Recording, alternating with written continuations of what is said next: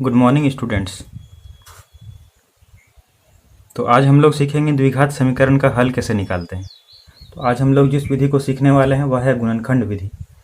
तो गुणनखंड विधि द्वारा हम लोग द्विघात समीकरण का हल कैसे निकालते हैं।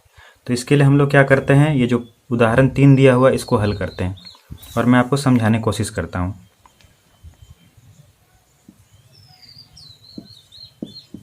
उदाहरण 3, इसमें देखिए समीकरण दिया हुआ है 2x² minus 5x plus 3 is equal to 0। अब इसको हम लोग को क्या करना है, इसका जो मानक रूप है द्विघात समीकरण का उससे तुलना करना है। मानक रूप हम लोग जानते हैं ax² है प्लस bx है प्लस c इज इक्वल टू 0 है।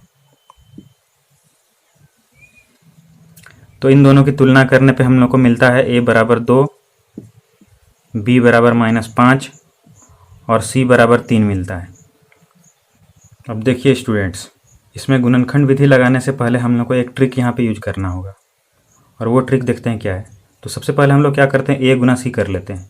a का गुना c से करते हैं। तो यहाँ पे देखिए a जो है सो 2 है, c 3 है। दोनों का गुना करने पे कितना आया, 6 आया है। अब इसी 6 का हम लोग क्या करेंगे, जितना भी गुना के रूप में लिख सकते हैं वैसे हम लोग लिखेंगे 2 जोड़ा गुना के रूप में।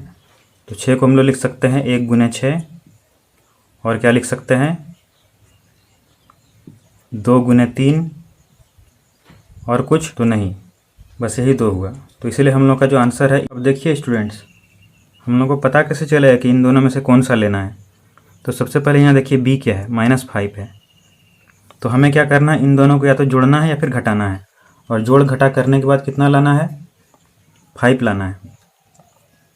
तो इससे भी आ जाता है, इसमें घटा देते हैं 6 घटा 1, तो यहाँ भी आ जाता है और यहाँ भी आ जाता है। इसका मतलब दोनों से आंसर आ सकता है, ऐसा हम लोग को लग रहा है, लेकिन एक ही से आंसर आएगा। तो हम लोग किसको देखेंगे, यहाँ पे जो साइन है माइनस का उसको देखते हैं। तो साइन क्या आना चाहिए, माइनस का आना चाहिए। तो माइनस का साइन 2 स्थिति में आ सकता है, या तो ये दोनों माइनस हो, -2 -3, या फिर 6 जो है वो प्लस हो, 6 जो है वो माइनस हो और 1 जो है वो प्लस हो। इस स्थिति में भी आ सकता है। देखिए यहाँ पे 6 था ना कि -6।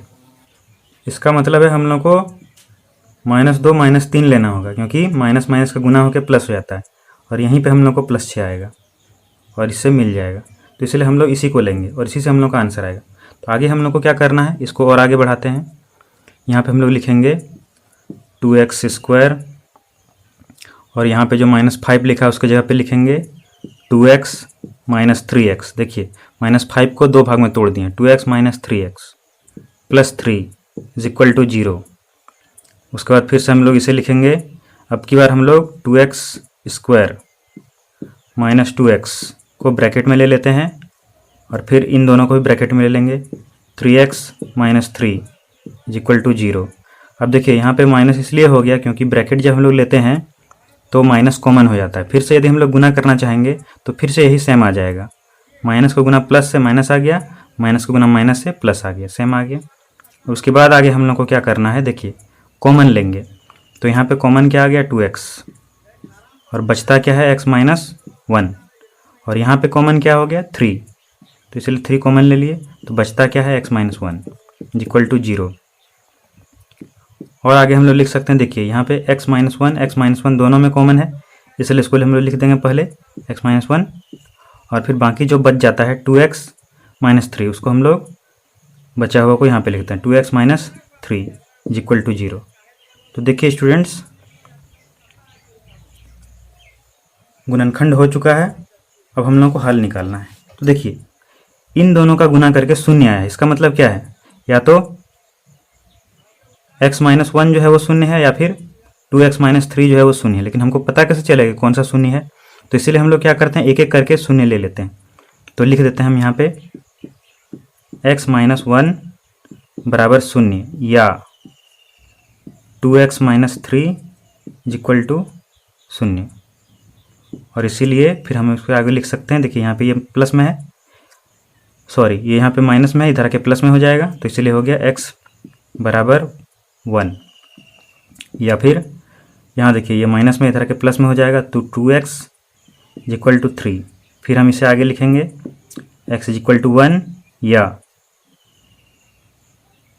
x इज इक्वल टू, देखिए यहाँ पे गुना में है 2, इधर आके भागा में हो जाएगा 3/2।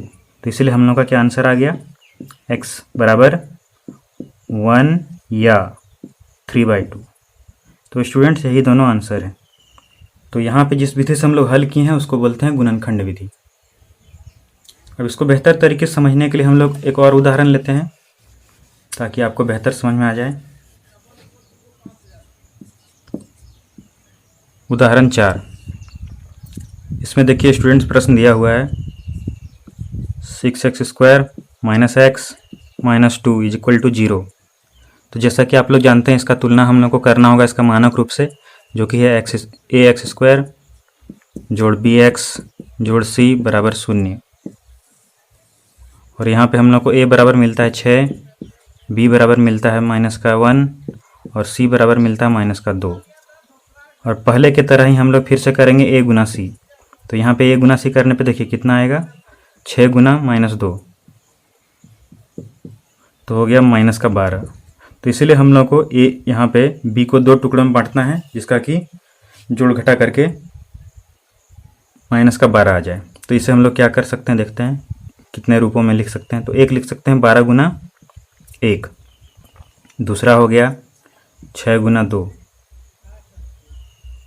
तीसरा हो गया 4 गुना 3। तो इसमें टोटल हम लोग इतना ही लिख सकते हैं, इसके आगे और हम गुणनखंड के रूप में नहीं लिख सकते हैं, दो संख्याओं के गुना के रूप में। तो अब हमें क्या करना है, इन्हीं तीनों में से कोई एक से आंसर आ जाएगा। तो हमें आंसर में कितना लाना है, b इज इक्वल टू -1 आना चाहिए। तो किससे आएगा, जोड़ घटा करके हम लोग देख लेते हैं। तो इसमें जोड़ने पे 13 आ जाता है, घटाने पे 11 आ जाता है। तो इससे तो बिल्कुल नहीं आएगा, इसीलिए इसको हम लोग कट कर देते हैं, इसका कोई काम नहीं है।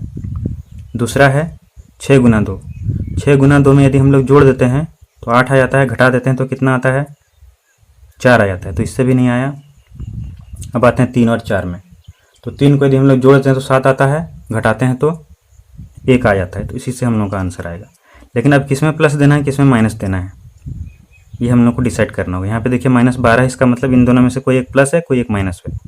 ठीक है, तो b को देखिए, b भी माइनस है, इसीलिए हम लोग बड़ा जो है उसको माइनस लिखेंगे, छोटे वाले को प्लस लिखेंगे। तो इसलिए हम लोग -4 और 3 बिठाएंगे। तो इसलिए इसको हम लोग आगे लिखेंगे 6x² - 4x + 3x - 2 is equal to 0।